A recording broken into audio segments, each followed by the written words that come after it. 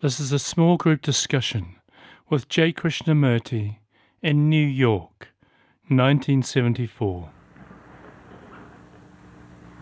Do you think that for every action there is a cause behind it? For every action, there is a cause behind it?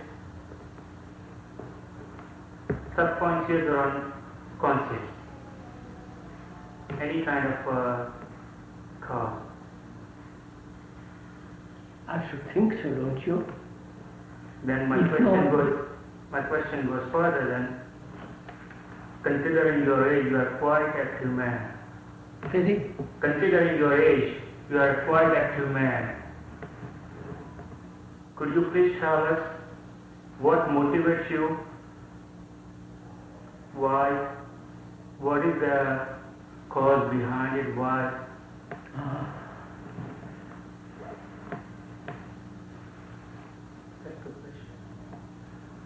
I have another question I'd like to put in, unless you'd like to answer that one first. Taking that as far as we're capable, we're trying to see this picture, or this realization that we are the world, and trying to work in this area as though we are the world, and that's what we're discussing largely here. There is an interesting dilemma, which perhaps during the course you might address yourself to, which is that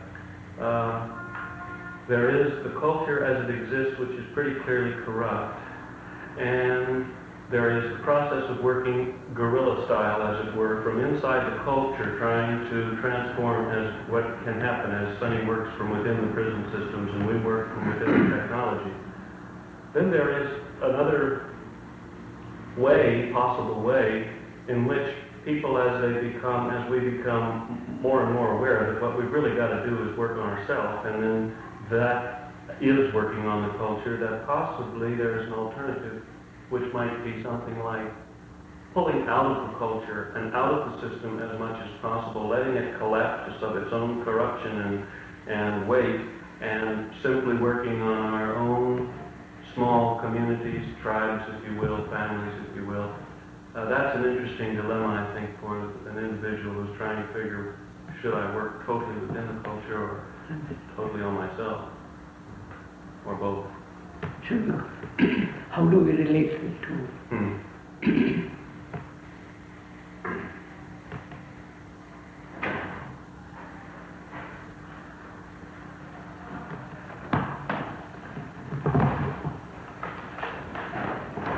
Is it, sir, that you're asking me what is the motive? What is the reason that you go around talking and all the rest of it? What is your message, goal? That's what I'm trying to find.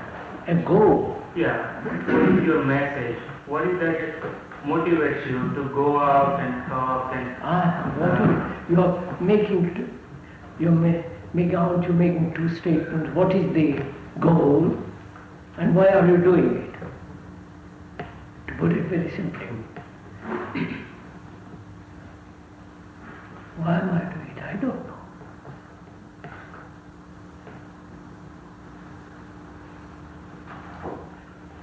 I'm certainly not doing it for personal profit. No. I'm certainly not doing it for emotional reasons, for self-fulfillment. Get stimulation through talking to an audience, right? If you grant all that, then why do I do it?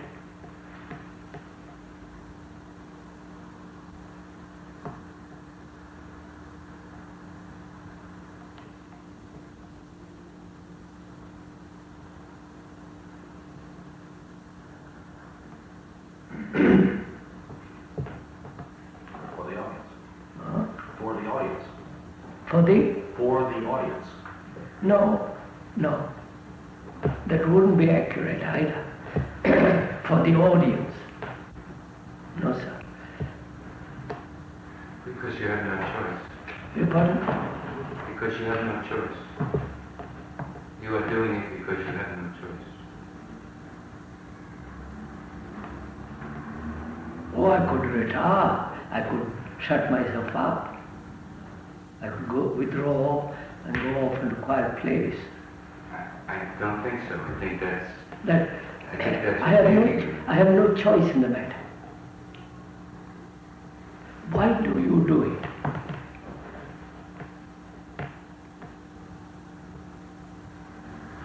Is that a question to us? Yes, sir. Yes, that's a very good question. It's a very good question to us. I think it's because he has no choice. No, sir, is it a habit? Because I've been doing it for over 50 years. Is it a kind of fulfillment? Is it a kind of a neurotic, abstractive desire to propagate something? Or it is none of those things at all? I don't know, I sort of feel it. If one weren't doing what you are doing now, you become kind of stagnant. I don't know, decay. It's almost like death. I think that I know that, in being in contact with people, involving oneself with people, you draw a certain amount of strength, a certain amount of energy, and it's a kind of exchange. I don't think so, sir. If you don't get that, No, because I've stopped talking. but you're listening. For a whole year, I would shut off. For many years I've done that.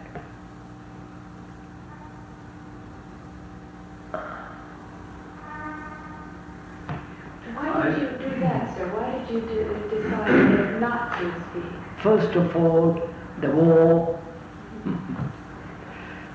Then I took a year off to see if I really felt compulsive to talk. I'm afraid I felt none of those things, so why do I do it? It may be love, it may be I see so much chaos, or it may be because just as you lost that leaf in the spring, why are you blossoming? Why are you bursting forth with so many leaves in the springtime? He says, I can't help it. Can I continue my question further? Yes, sir, if there are the others, yes. Now, for whatever reason, whatever we are doing, you, me, anybody,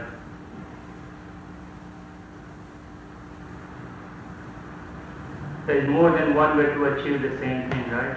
What? There is more than one method or one process to achieve the same purpose. I don't know what purpose, what is the purpose? Whatever the purpose we are doing, I ask the question, why, what motivates you? What is the reason we are doing it? I explained, sir. Perhaps some of the other areas that we'd like to get going on here. Elaine, you have... The question is, sometimes I'm glad that we cannot go, that the child person can become conscious inner being since all of the growth is in this outer direction. There is a direct line to it. Is that it? Not go through all the... And he asked that same question, are there many paths to it? No, I know there are many paths. I question it. No, let me, if the question is there can we do more than to create the many paths around it? Can we do any more can we do more than attempt to evoke the inner being? I don't quite understand. Elaine, you know, perhaps if you describe the atmosphere at your school, the fact that the environment is like none I've ever seen before. There's such a lack of structure. There's so much freedom. The children are allowed to roam from one area to another. Birds fly through the air, and snakes are there, and all little animals. And the children are told that everything is available for them to learn, and they choose themselves to sign up to learn what they want to learn. So the burden is on the teacher to make it interesting enough for the child to want to learn. When I was there, I was so amazed at them all sitting, the teacher and the children, on the floor, and a great deal of affection among them, and the child saying thank you when the teacher had told him something. So excited. Some other children waiting to take part in a little drama. They were jumping up and down. They couldn't wait, and I couldn't help but contrast this with my own schooling. So perhaps when Elaine says that she feels it's a little too close. Krishnamurti wrote this you wrote to do this, to create, you said that if we care about the child becoming his own authority and not learning in response to an outer authority, that we would create environments. And you already said that. And we have been working on that. And the issue comes to me now that all of that doing has created, I would call them cracks. I think someone coming in from the outside feels a great love and wonder. But the issue for us was to keep open the inner person as he developed. And we did all of this outer work. I am just sometimes tempted to want the child person to become conscious of his inner being. And I am sometimes worried that I may destroy it if I go in there. You know, it happens. I'm connected with many schools. Several schools in India, in Brockwood and so on, in England. We're starting in California.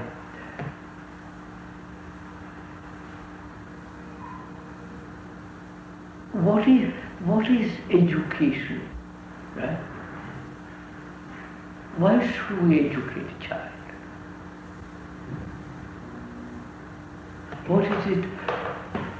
Why do you put them all in a group or not in a group, or treat them with affection, not affection? You follow all that. What for?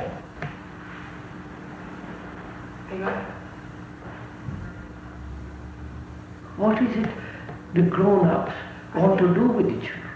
I think we should not, and we do not call this. But they need security. Yes. But they need protection. Yes. They need a certain kind of guidance. Not enforced, not weighty protection and all that, but they need an environment in which they feel happy, and all the rest of it. But for what?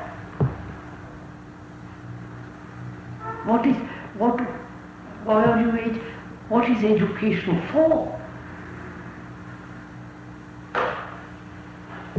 Are you asking me? I'm to discuss. I think that's what I'm asking you. I'm saying that it's for inner development. It is so the inside may burst out. And but if you take a child, it is not education. If you take a child from 5, 4, he's already conditioned. Yes. By the parents, by the grandparents, by all the rest of it. And if you tell him, just grow, he will grow into what his condition has been.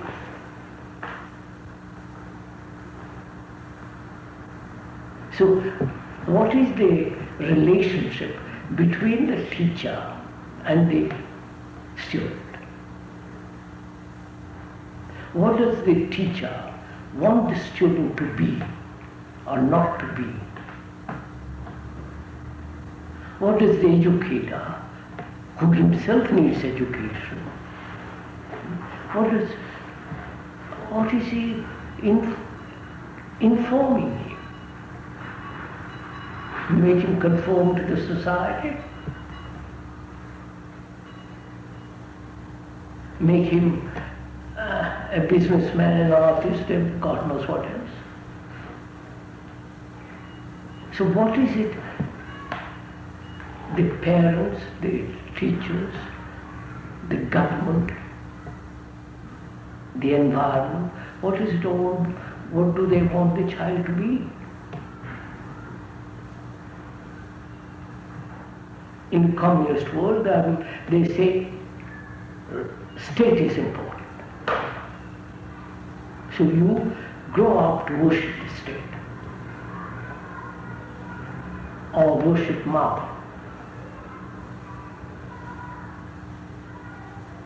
Here you what? To worship oneself.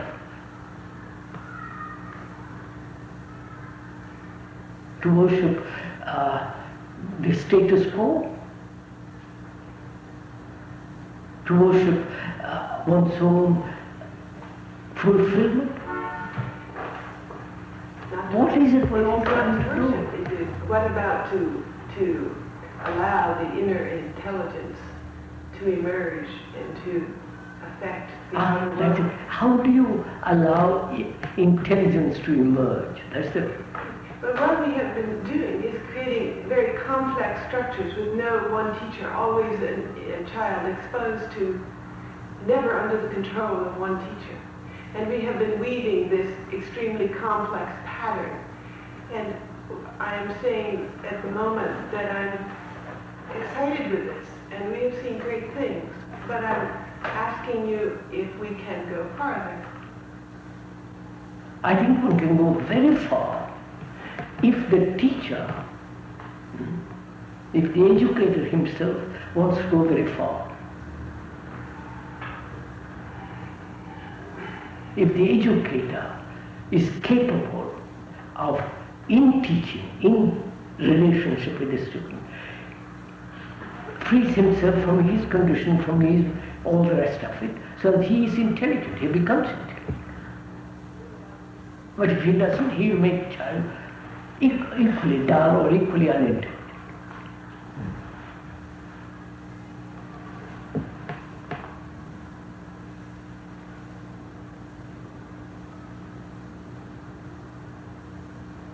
I think this is rather important because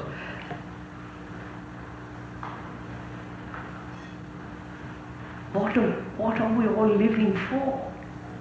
You follow? Why all this enormous extravagance, expenditure of energy, rushing back on, what for? I think unless we are, the basic question, merely saying the child must do this, that, the other thing. Can the basic question be answered at this stage of our evolution? No, sir, I think it can be answered. Using intelligence? Huh? Using intelligence? No. With which tools do we answer such a question? No, I'm asking, sir, where are we going? What is it all about? Why should we be educated? To end up as a clerk, as a wait. To conform to the pattern of the society, to become a monk, to become a politician. What for? Unless we are clear. I don't think you can impart to the child any kind of education that will bring about intelligence. Sorry.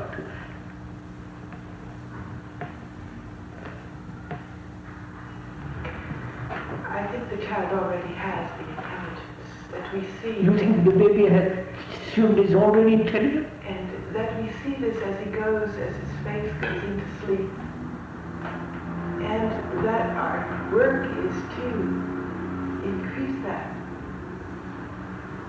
or allow it. Are you saying, madam, I'm trying to understand. Are you saying the child is already intelligent? That the intelligence is within the child. Not that he is already intelligent, but that He can have intelligence. Or he can be intelligent. he can get thought, in your words, he can get thought, but he has intelligence. And we see this in his face. Has he intelligence? I wonder what you mean by that word, therefore must be there.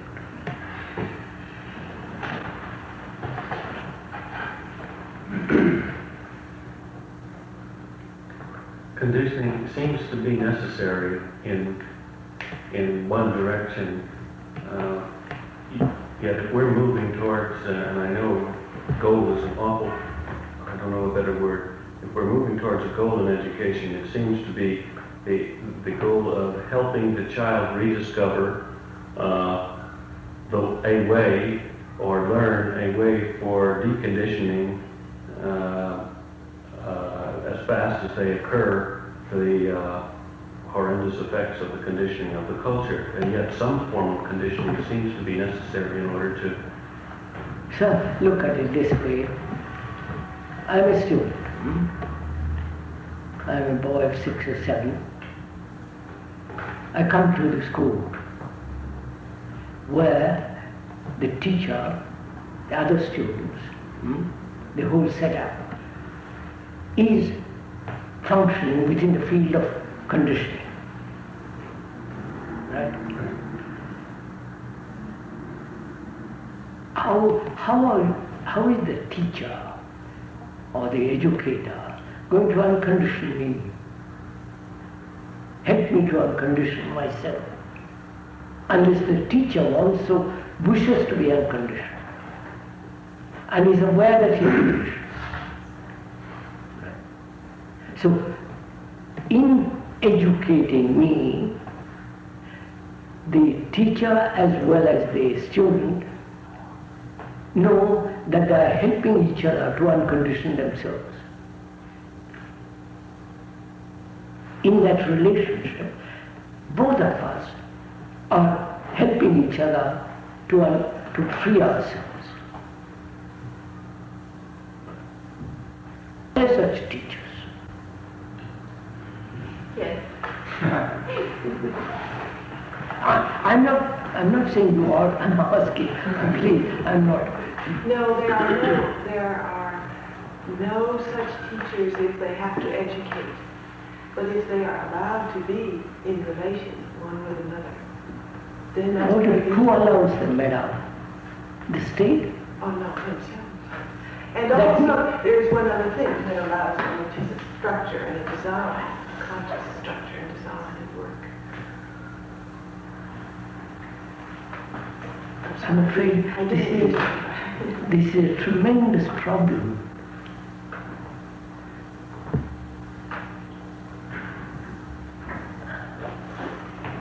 Is awareness of conditioning sufficient? It seems as though what is being assumed is that one can come out of a conditioned life, one can come out of a conditioned society and walk into a room and say, here, I'm going to leave that behind and help out these poor, little unfortunates. And it would seem as though the interesting thing about education is that it's what transpires among all of us, and that it calls into question everything that we can be. And so the burden is really like asking the burden of what we are, who we are. It doesn't leave anything out. And I think one of the interesting ways of perhaps considering education is the ways in which you try to be either more or less inclusive in our relationship with people? For instance, education is usually talked about as small groups. So yesterday, I saw somebody interview me.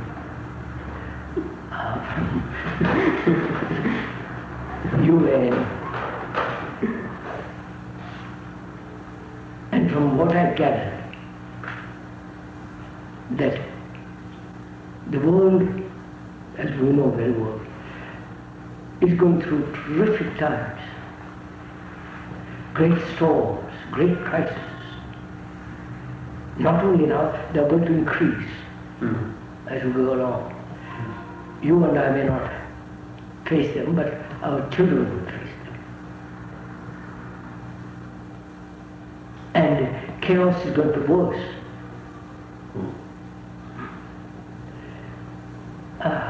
The undeveloped countries with their minerals may, and oil and all that, may blackmail the West. And the atomic energy, the bomb can be at the hands of anybody now. Take all that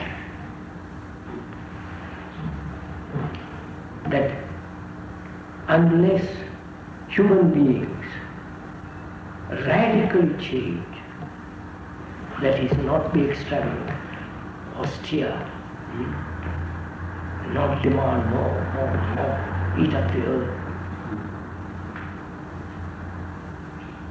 Some kind of government control is going to come in. This is what I've been talking about years ago. Either a totalitarian government or a modified totalitarian. Because people are so stupid, demanding more. Like I saw this last night. You buy something and it's wrapped up. Then ribbon put around it. And then another paper put in. You follow? So paper is wasted, everything is wasted. More. Now, what is the child being educated for?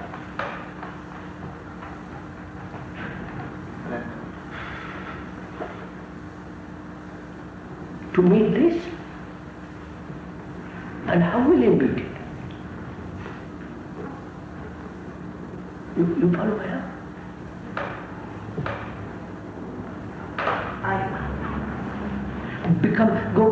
Become primitive?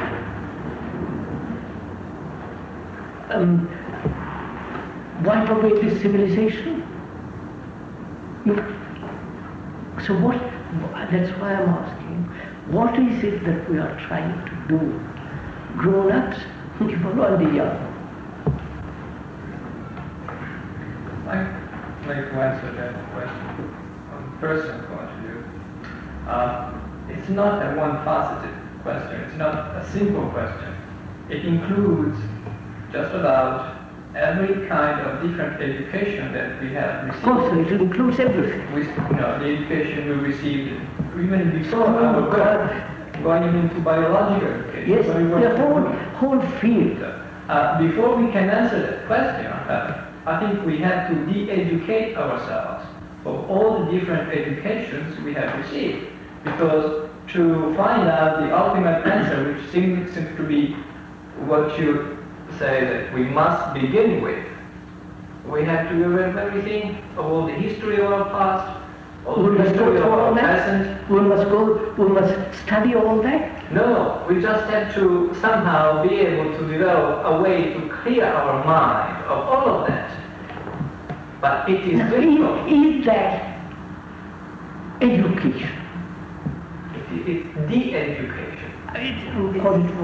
Is that what the grown-ups, the parents, the government, the whole, is that what we are trying to do?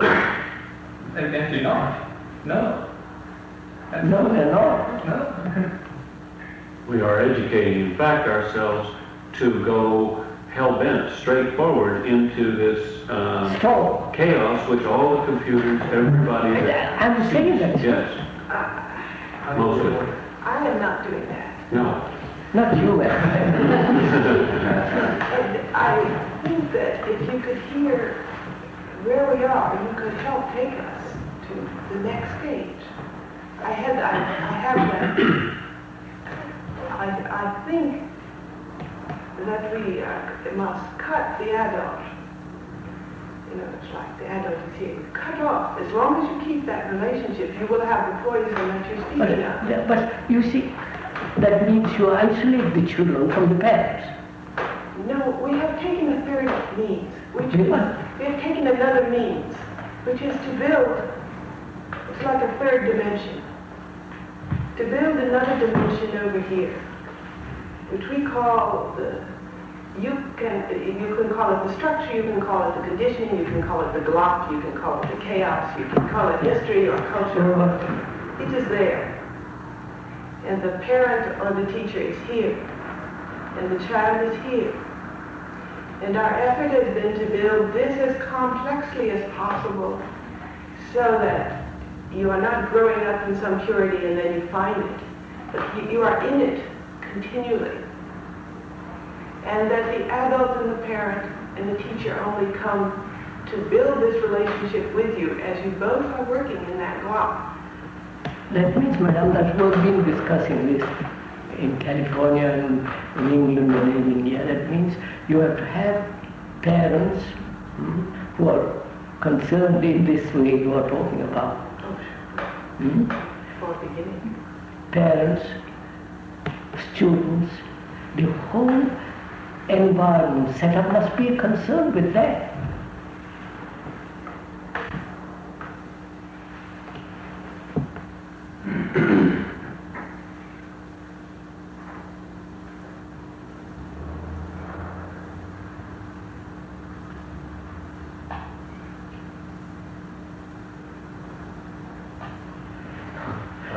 Let me ask a question. Does the world have some sort of eventual purpose, or is it enough that certain individuals, and maybe many individuals eventually, will be a vehicle for this pure intelligence you talk about, this choiceless awareness?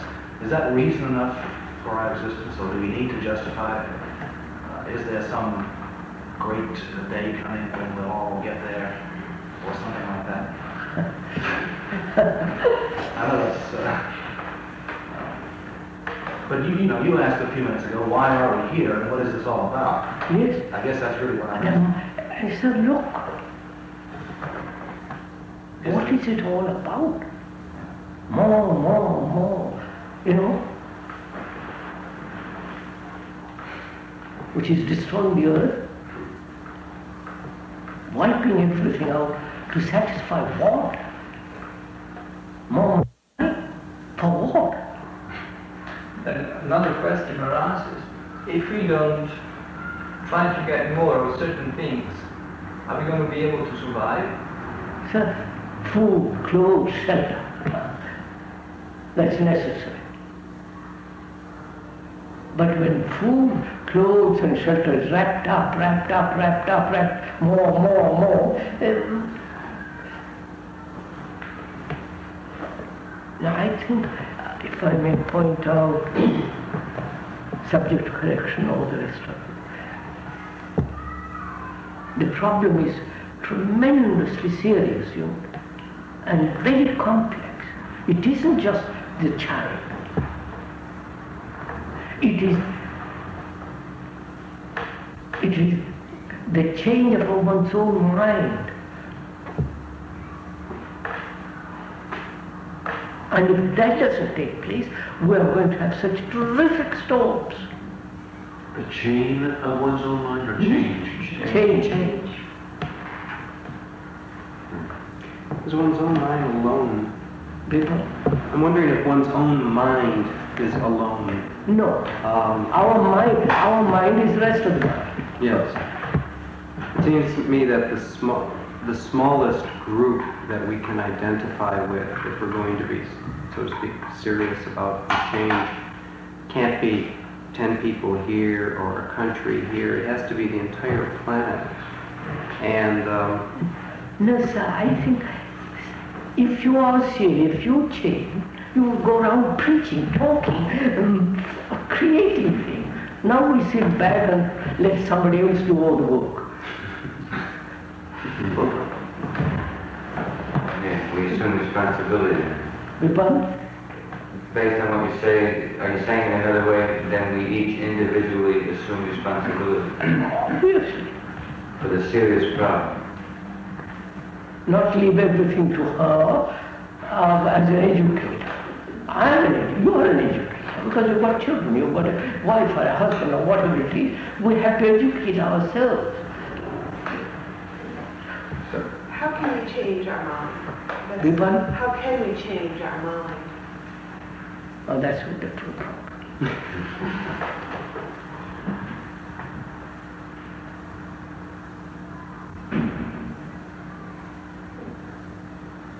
If it change one's mind consciously is not possible. Say, well, I'll change my mind, which means I am this, I'll go to that. What will be is a projection of what has been. That will still the same. I don't know if I'm making myself clear. And my mind is the mind that has been put together by generations, by my parents, by society and all the rest of it, like your mind, like my mind. And can that mind, includes the brain, the heart, whole structure, can that be radically changed? And is it possible to change? Not trim the periphery, but deep down. And if it is possible, how to bring that about?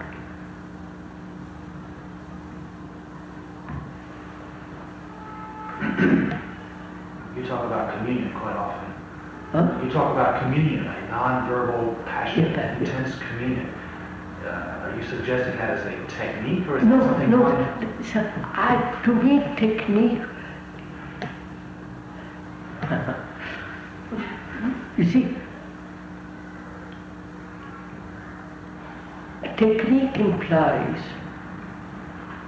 a mechanical process. Our minds are already mechanical. Through habit, through education, through various memories, and so on. It has become already mechanical.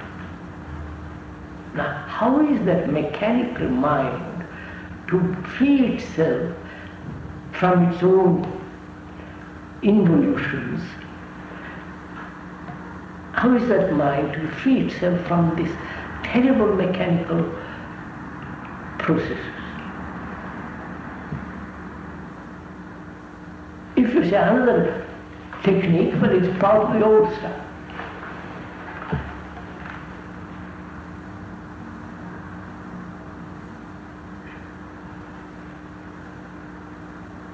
Do you want to go into this?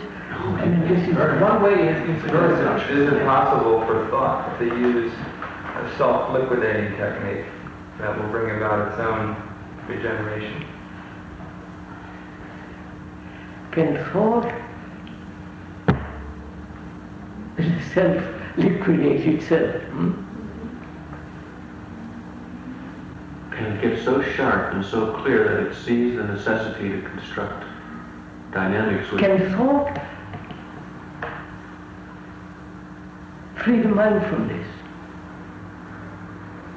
So the basic thing, let's put it differently. The basic thing is that we are colossally selfish. The child, right? Our whole parent is enormously selfish, self-centered, self-improving, self-destructing, destruction, and therefore identified with something greater. And that goes on.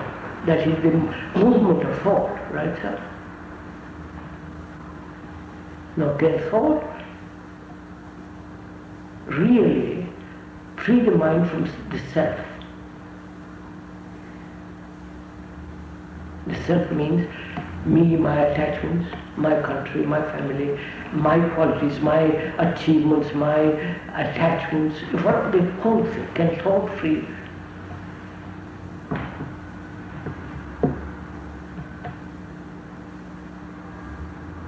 If thought can free it, why hasn't it freed it? We have lived for God knows how long. Why hasn't it freed it? Because it cannot be separated from the physical body.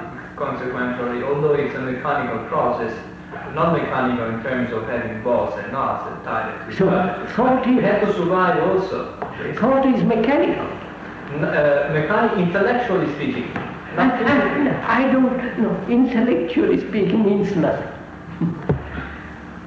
Theoretic. You are talking in the sense, theoretically speaking. Volumes of theoretical processes. I don't, as an ordinary man, I'm not interested in theories. That's the only way your mind is going to identify with itself. Now, I am not And do you know interested. of other ways? So I am not interested in speculative theories. Because it means nothing. I want food and not the description of food. Then are we interested in facts? That's all. Okay. It's a fact that we are alive today. Is it a fact? What? Is it a fact that we exist? Oh, of course. So, right. Then the reality of that fact is that mind is aware of the existence of itself. It's in its logical, okay. Then, where is the mechanistic aspect in that process? And how do you relate that fact with survival? And can you separate that fact from the necessity of growth? I don't know what you're saying, sir. Sorry. Well, I'm trying to attach this conversation to what we were talking about before. And I'm trying to understand where does our existence lie in this kind of... Look, sir. The crises, the storms, the appalling chaos that's coming, and more and more and more, we have to solve that, right? We have to meet it. We can only meet it if human beings change, right? You, I, we change. Change means not according to a blueprint or anything, but to be is it possible to be totally unselfish?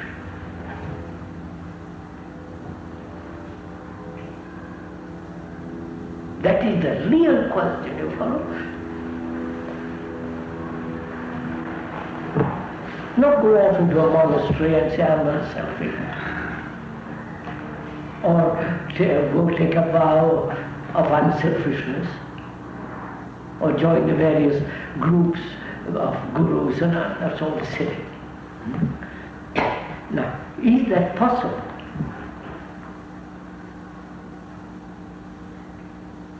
It seems there's two ways to make an attempt.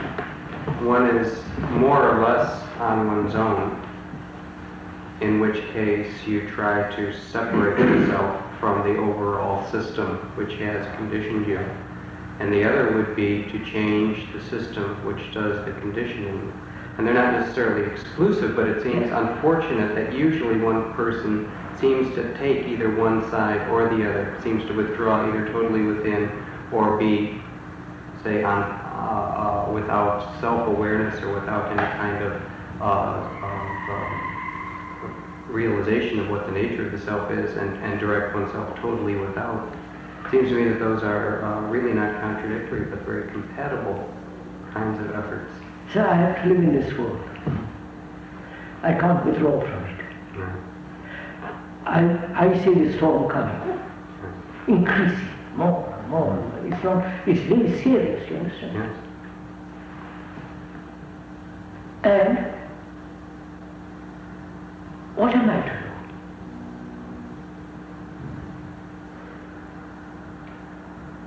Well, What am I to do? to tell you the truth, I think there is a way out. I think there is a way out. Which is not. I'm not interested in thinking there is a way out. I'll tell you there is. Every philosopher has said there is a way out. And I'm talking about tremendous misery.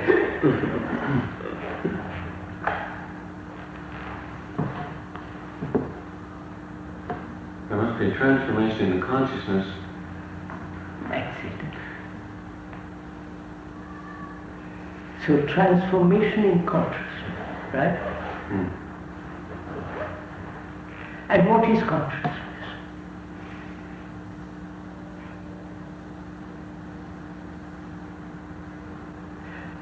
Is your consciousness different from his?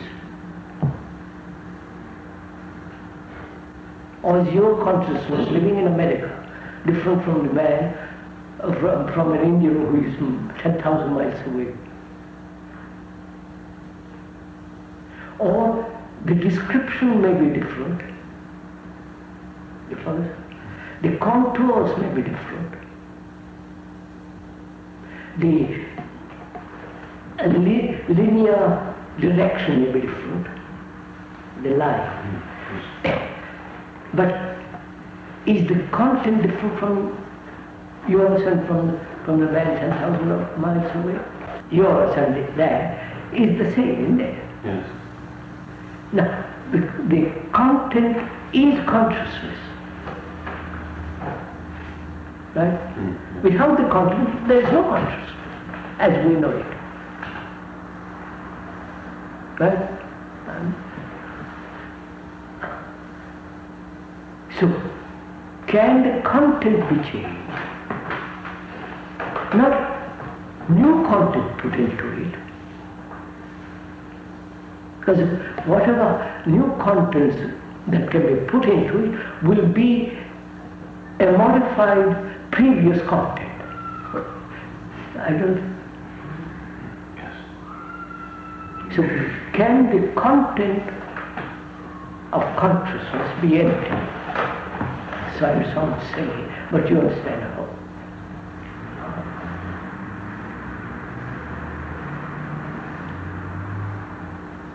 That is the whole, at least for me, that is the whole meaning of meditation.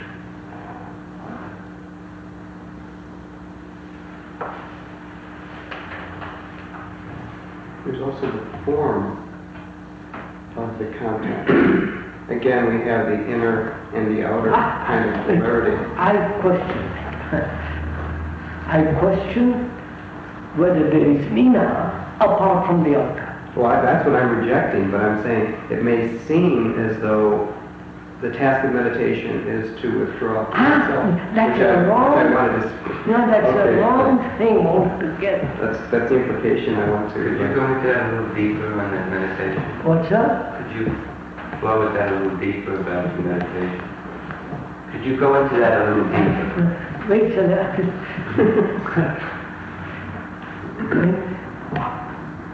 I want to relate facts, to be related to facts all the time, not theories.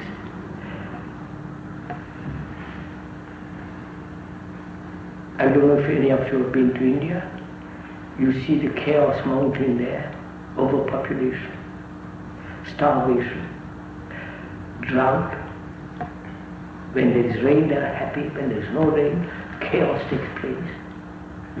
Corrupt government, inefficient government, class difference, very strong, tradition, very strong, and all the religious superstitions.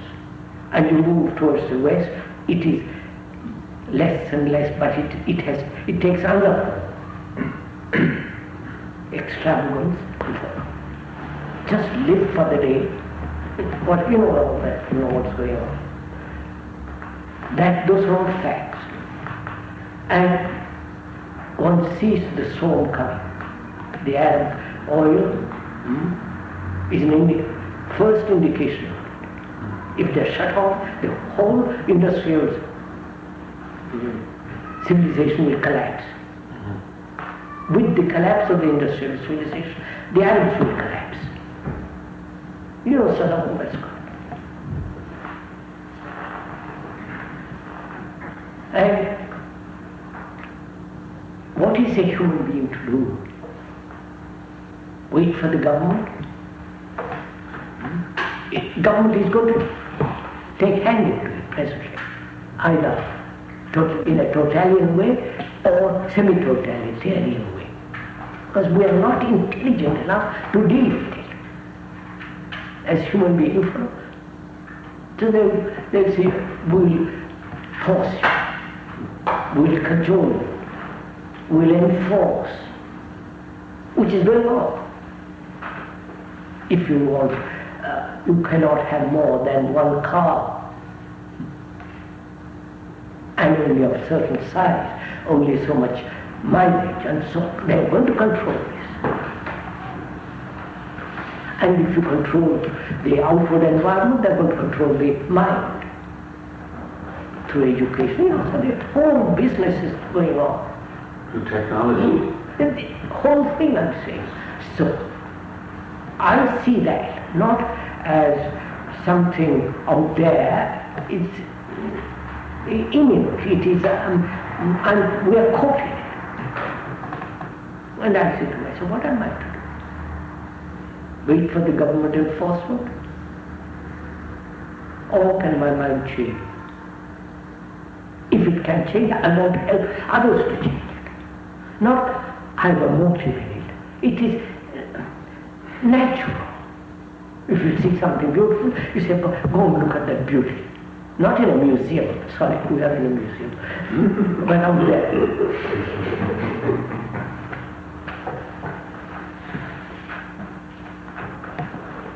You suggested a method of doing that I think is very interesting, where without threatening the conscious mind, if I can put it that way, you try to talk to the unconscious mind. No, sir, let's go slowly to this. You say that the image is threatened by suggestions that you get rid of the image. What?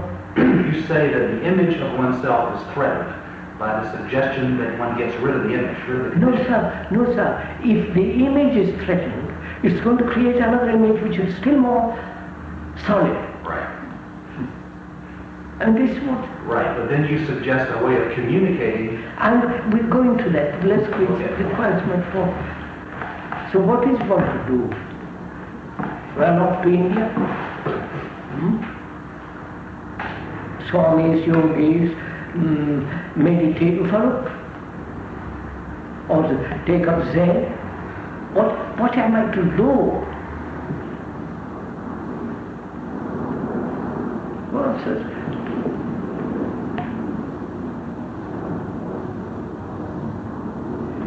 I see it in terms of factual terms that I, as a human being, part of this world, I must radically change. And if I change, I'll go and talk to somebody who wants to change. And can I change? Change at the periphery or at the center? And that is to change not at the periphery, that is no meaning. At the center, then what is the mind to do? What is change? What is change?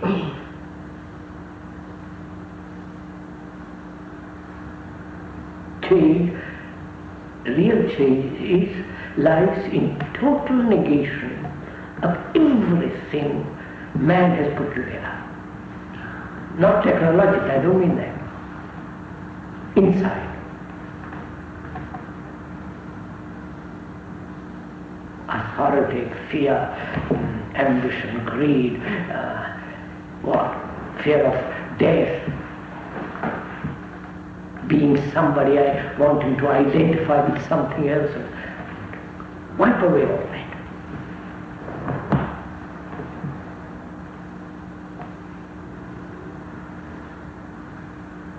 Because all that has created this, the Catholics, the Protestants, the latest gurus, latest evolve. So can my mind wipe away all that, negate all that, not theoretically, but actually negate every form of ideal.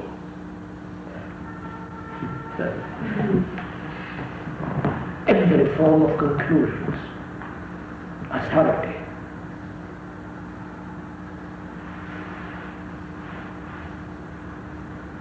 So that the mind becomes extraordinarily sane.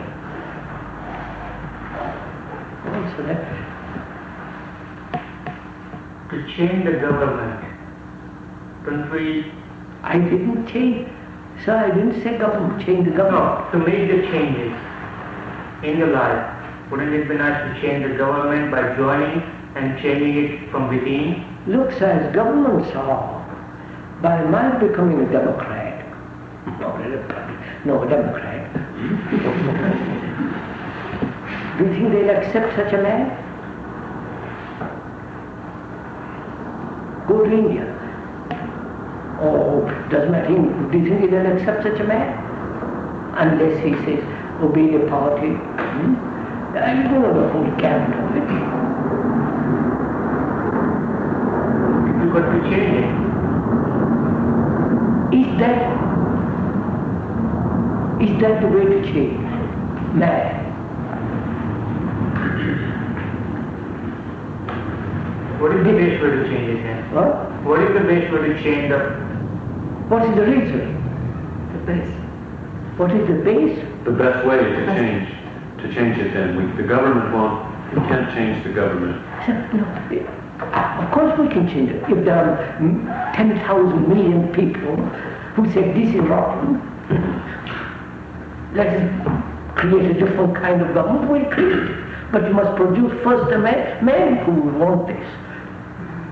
Yeah, but that man has to go in the politics and change, But first change. Don't speculate about it.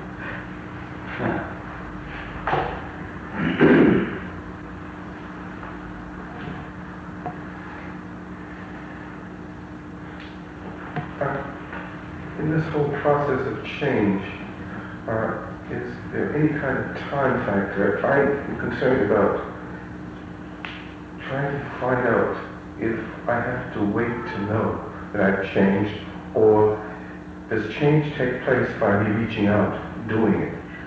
No, sir, that's why it's really a complex problem. What do you mean by change? Is change a matter of time? That is, I am this and I will be that. That requires time. Because it's a distance I have to cover. The distance is a measurement. And that measurement is time. And time is created by thought. I am this and I will be that. Is that change at all?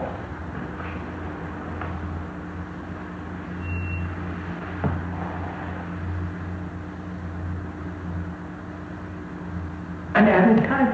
I said this storm is coming. I haven't time to wait. So what shall I proceed? That's not change. If you're going from here to there, that space in between, that's not change. Change has to be... Yes, sir. How is that possible? We have not mentioned one word which I think is very important, that is intuition. That word is a dangerous word. It's also a very important one. I don't, so intuition, it may be my desire covered over Very subtle form of my cunning mind says that is intuition, when I really what I want is what I think I would like. I call that intuition. Well, sir, I'm not saying there is not such a thing as intuition, but one has to be very, very careful in the usage of words.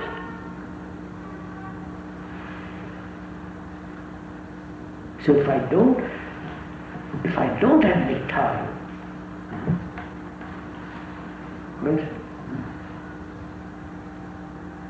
what shall I do then? Because I have 10 days to live. And you say, well, my friend, take time over it. I said, please. The storm is coming and I want to finish with it. So, if time is not the factor of change, no more effort, right? Effort exists only when there is this division, I am this and I must be that.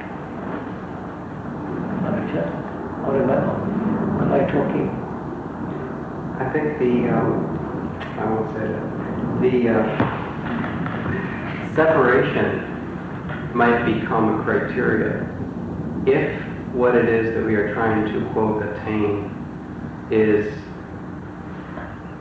speculatively designed or thought of to be separate, then that becomes almost a criteria for its falsity. No, sir. What we are saying is, human beings have created this awful mess, right? One human being fundamentally transforming himself affects the consciousness of man. Right? Yes. And can one or two or dozen people change?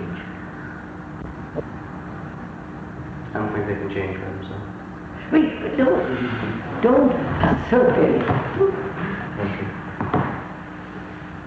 Then you're finished. If the whole inquiry comes to an end. So, can you, as a human being, transform yourself completely, regenerate yourself? Which means no time, Yes. no effort. Effort implies will. Can you eliminate in daily living, not theoretically, no time, no effort, no will?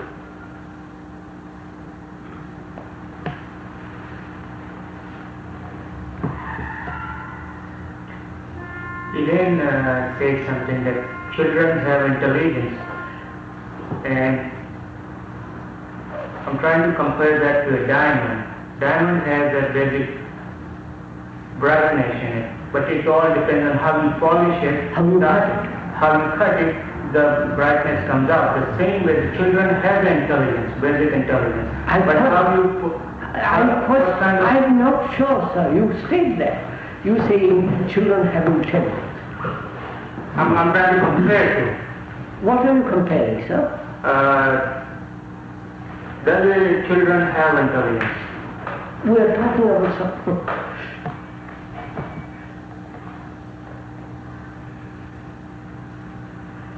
It all depends what you call intelligence. Because I'm trying to say the brightness in diamond, we are not putting in from outside, but it is within, and all we are trying to do is bring it out. How will you cut it, you polish it, you are doing not outside. Yeah, but the brightness is coming from inside. No, if you leave it alone, there is nothing. Yes, It's just a piece of rock. but by cutting it, you are bringing But you are doing something to it. and the same thing we are doing with children. Right?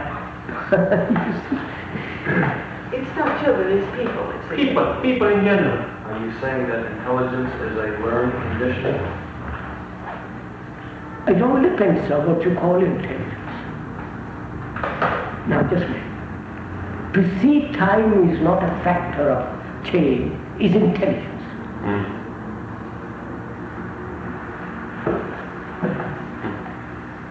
To have an insight to the fact that time will not bring about a change in human mind.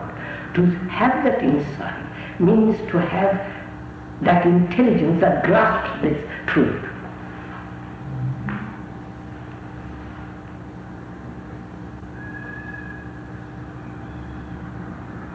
Has the child got this?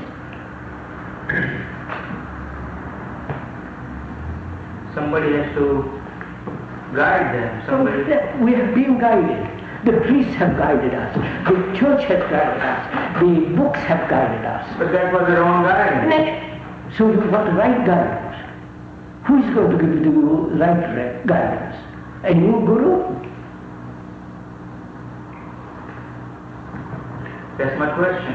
Who? How do we determine who is the right person? Why do you want guidance? Not who is the right person. Why do you want guidance? Because we don't want to respond. Because we by instinct or by fear or by nature or whatever, we run away from the responsibility. We think we have to give guidance to something. We think we have to give that. So we want guidance because we were frightened to go wrong. Sir, it's like diamond. Diamond by itself is not shining, but by giving the proper polishing, you're bringing the light out. The same way, the people have no basic intelligence, but if we get the light. Who is going to polish this, sir? Who is going to polish your mind?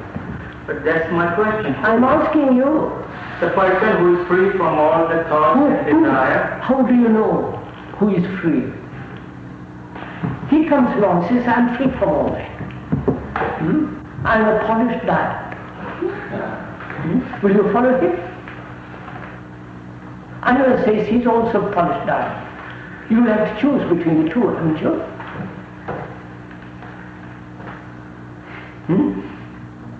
How do you know what to choose? Go slow. Let's think about that for a minute. That's a very name.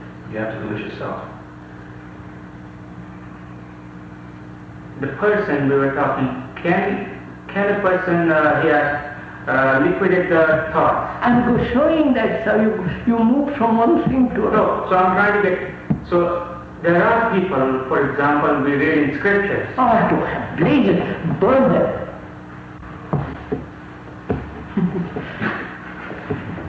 I've never read a scripture. Where there were few people. But I'm not interested. So what are you talking about? I'm hungry. And you say, oh, people 10,000 years ago who were well fed.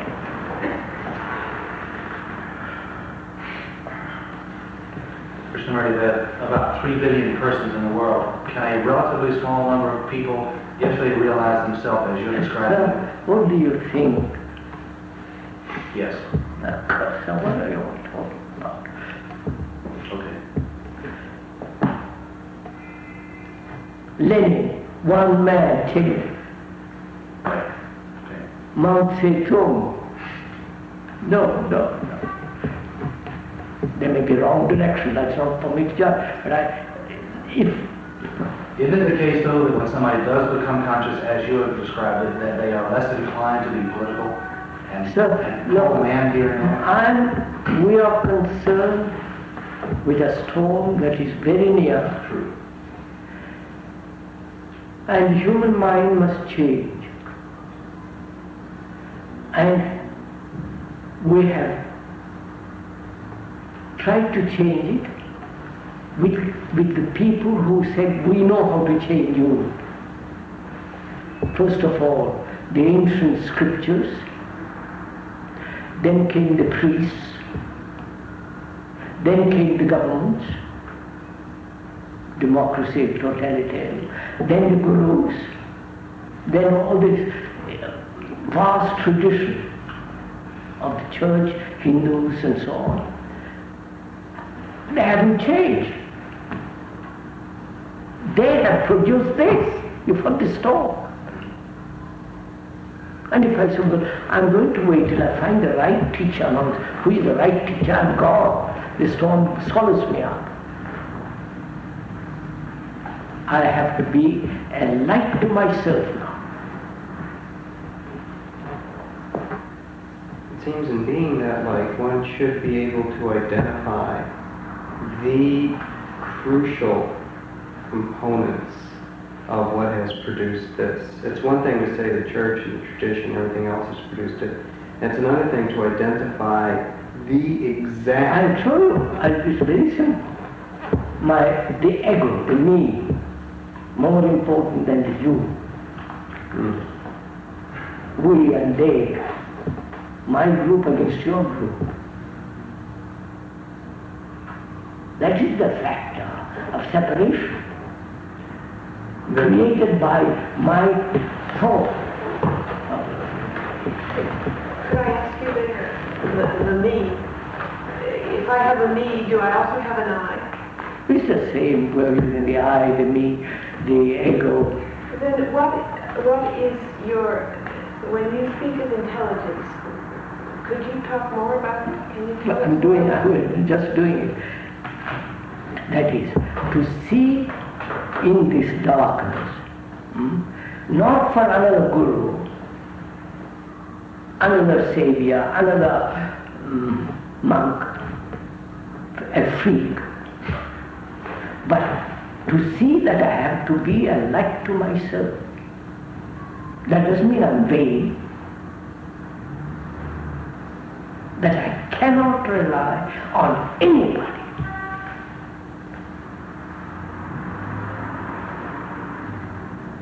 Because I've relied on everybody before. Governments, on my wife, on my children, on my country, on my gods, on the church and Jesus, all.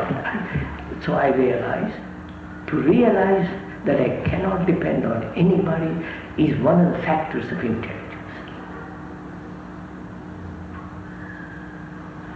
Which doesn't mean I'm holier than you. It means there is nobody who can guide me to a change that is absolutely necessary. No. We've tried everything. Sir,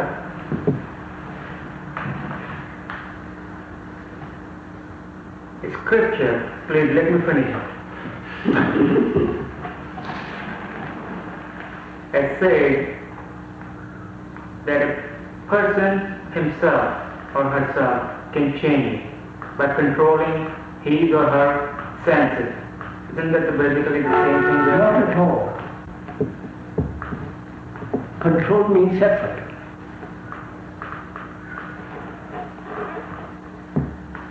So I wish you would forget the scriptures because they're dead.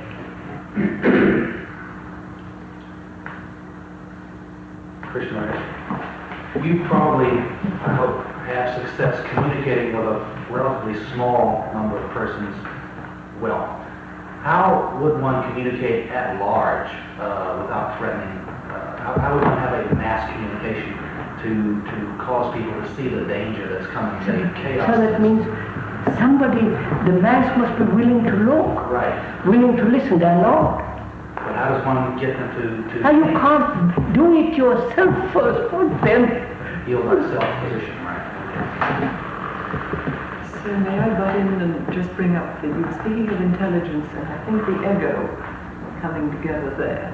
Yeah. And if you just go on a little bit, what happens to the ego in relation to this intelligence? Do they coexist? The ego, which means the me, the unconscious me, the unconscious ego, the conscious selfishness, the unconscious selfishness, me, my personality, my temperament, my glory, all that is me.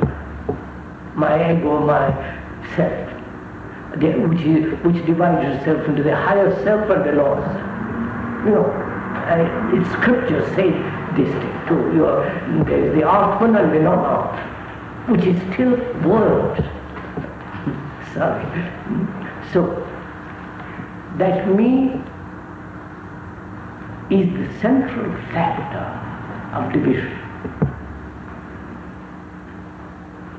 My country, your country. My God, your God. My various beliefs and your superstitions, desires. That is the core of this thing. Now, can that core be eradicated?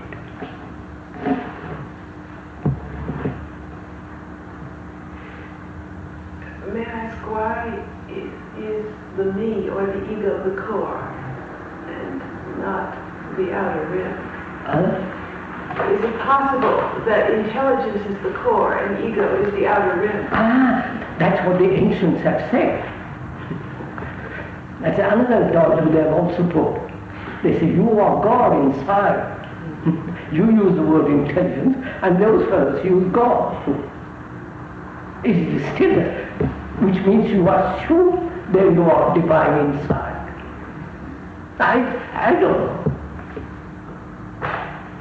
It's much better to start not knowing rather than say asserting.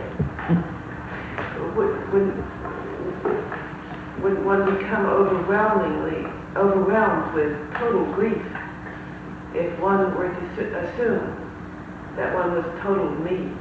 Of course it is. Why should we caught in grief, in depression? Because we think we are different.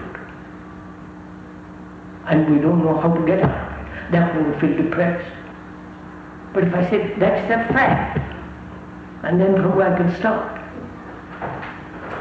Yeah, is it so terrible to be overwhelmed by grief? I mean, once you're overwhelmed by it, it's like a wave. It's easy for me or for you to say easy. But when one is suffering enormously, one goes through hell, and you say, well, is it necessary for you to go through hell? And you push it to your face. That's all. You say, please go. The fact is, let us start. A change at the very root of my being must take place. I cannot admit that there is intelligence in me which is covered over by ignorance. And that means I peel off layer after layer after layer till I come to that intelligence, then everything is all right. That is the whole idea, the Hindu idea as well as probably other people's idea, that there is such a thing. I don't know. Why should I assume that I am intelligent? All that I know is that there is struggle in my life. There is suffering, enormous amount of suffering, and fear, and all those things. Now, can all that be eradicated? But can I ask, there is also beauty in your... Oh yes, of course. Now again, what do you mean by beauty?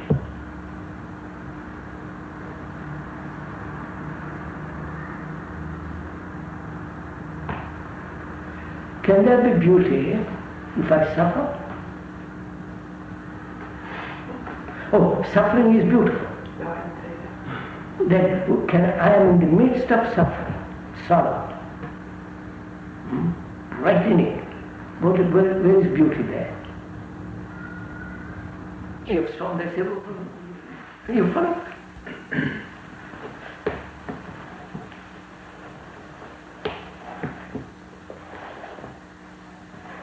So the fact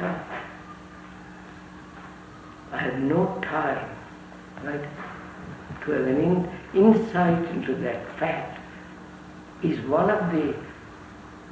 part of intelligence. To see that every form of conflict in transformation of myself is a factor of effort. Right? I am this, I should be that. In that there is effort. Effort means will. And that also is detrimental to intelligence. So can I wipe out these two basic things which man has stuck to for effort, effort, effort.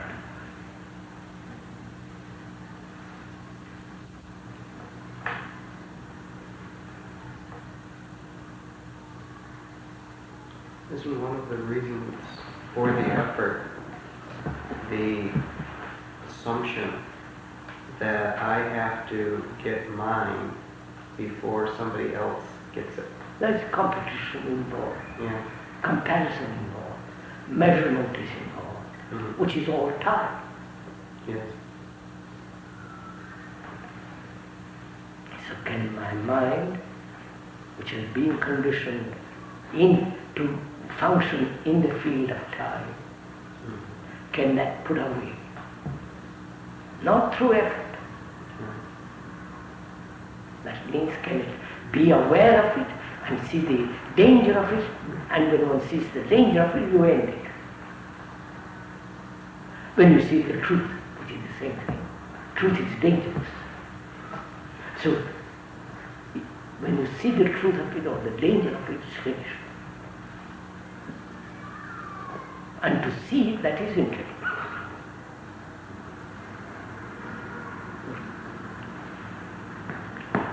When we don't know something, when we don't have any answer, it doesn't mean it does not exist, right? The answer or the solution. It may exist, but we may not know.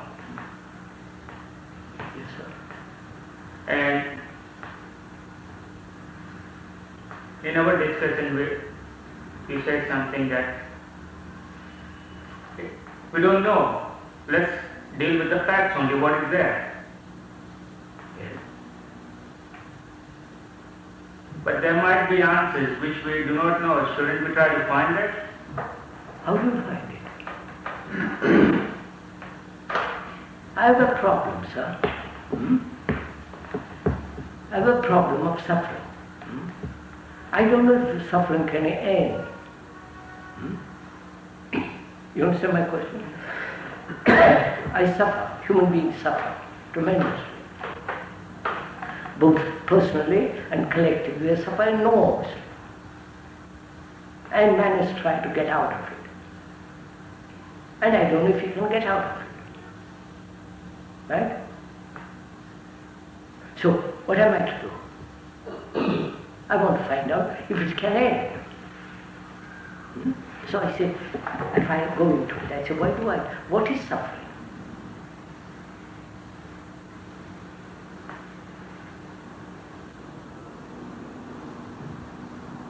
Suffering, part of it, self-pity. No? Part of it is, I want that, I can't get it. I like to be the Queen of England, but I can't be Queen of England. And so on and on and on and on. Or I'm terribly lonely. Shouldn't we put effort to it? Huh? Shouldn't we put effort in this to find the solution? Not to get the at real? all. Not at all. So, does it need effort to look at that?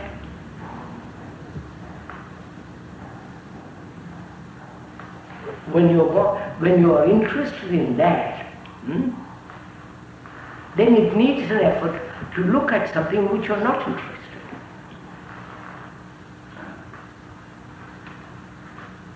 Right? Right. Huh? But if you are interested in that, where is the effort?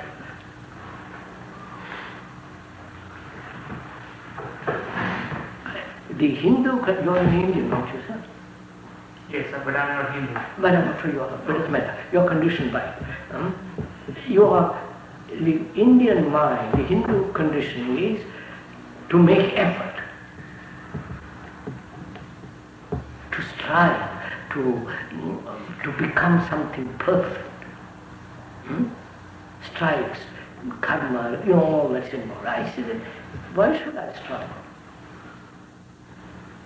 If I'm interested in something, if I want to resolve the problem of suffering, why should I struggle about it?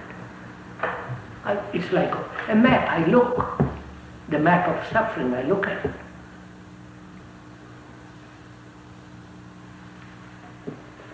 But if I'm not interested, I'm interested in drinking, then it becomes an effort to look at the beastly map.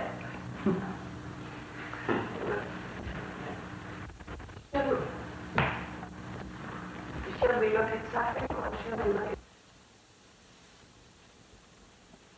beauty? Which should you like us to see? I mean, that's my point. How can the mind see beauty if it is caught up in suffering? How can the mind see beauty if it is jealous, if it is competitive, if it is ambitious, if it is imitative, if it is mechanical? So I'm not concerned about beauty. The first thing is to be free of these, and the beauty is I don't have to seek beauty.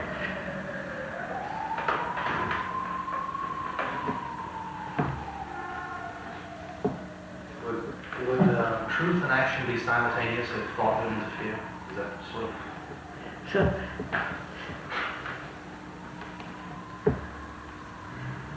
when you see something dangerous, you act, don't you? There is no division between seeing and doing.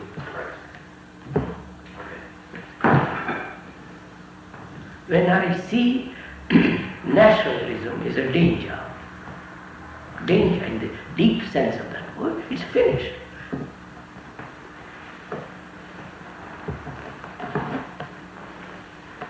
Most people, I guess, on the planet do not have the, I suppose the nice word would be opportunity, perhaps even luxury, of trying to extricate themselves. But they're not interested. They have leisure of it. Except the half of the world which is hungry. Yeah. But the rest have leisure.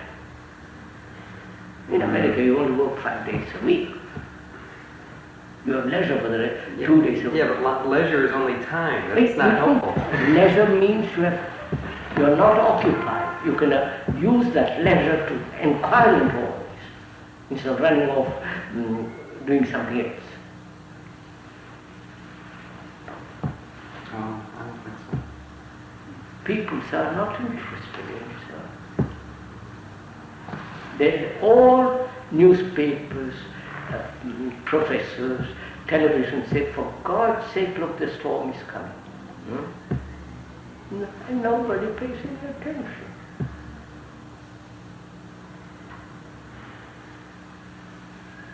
Government doesn't pay attention. And people, the 210 million people in America, do they pay attention? Say, look, I'm now installed, I will only have 1 car or 2 cars, and I'm going to be austere, be simple. You follow? They're not.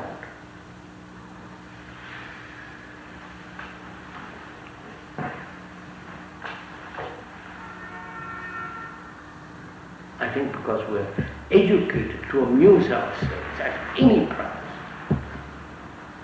Or distract ourselves. It's simple. Yeah.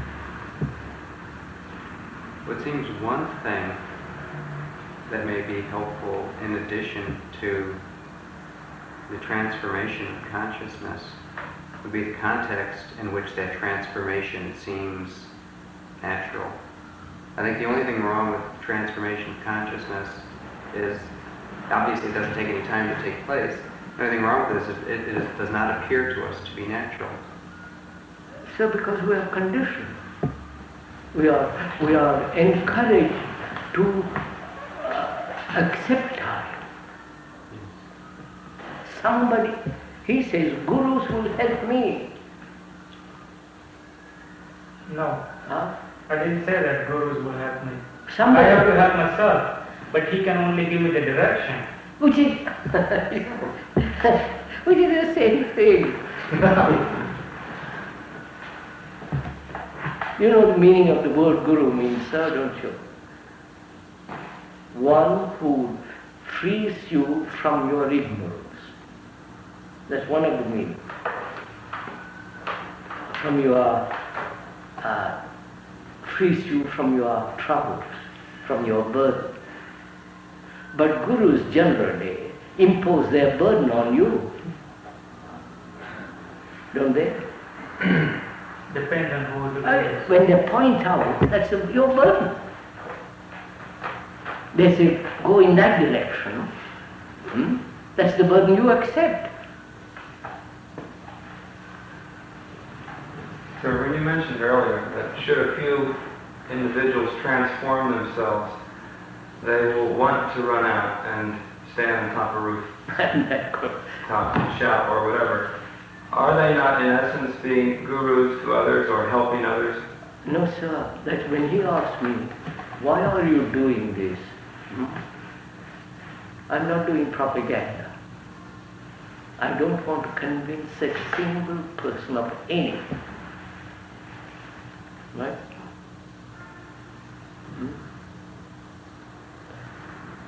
That means I'm asking you to look. That's not guru. If you don't want to look, don't look.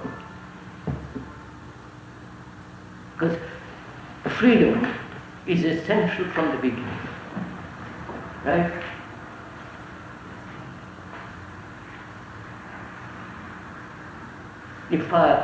If anybody imposes authority as a guru, is denying freedom.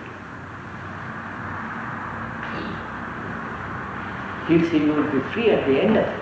But I say, sorry, I don't want to be free at the end of it. But I want to be free now, from the beginning. That's the first step.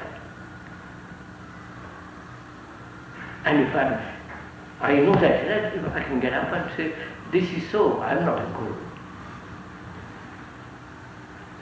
Take it or leave it. I'm not imposing something on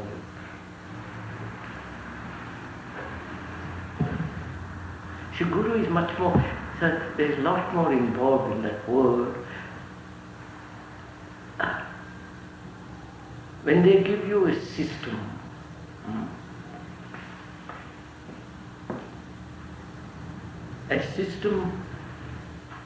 which promises, otherwise it's not a system. Right, sir? I don't know, am I?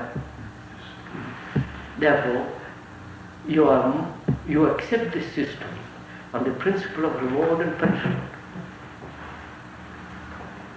Right? If I don't follow that, I will suffer. So, when you follow a system, it is mechanical and also implies a fixed end. Enlightenment is a fixed end. That doesn't sound too silly. Truth is a fixed end. It's a living thing. There are things as open-ended systems, though. What's that? There are things as open-ended systems. That's just a theory. You see, open-ended system. In reality, we can observe that in nature there are processes where the recycling of certain lifestyles, for instance, yes, sir, but we are talking of being a light to oneself.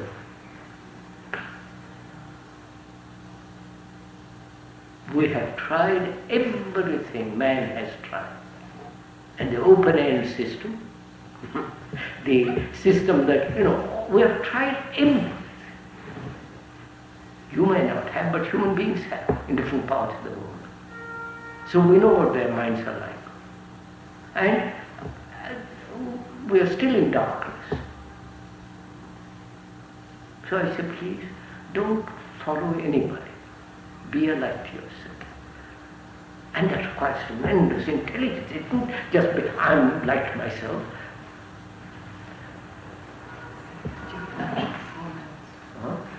Would you at lunch performance? Yes, 4 minutes.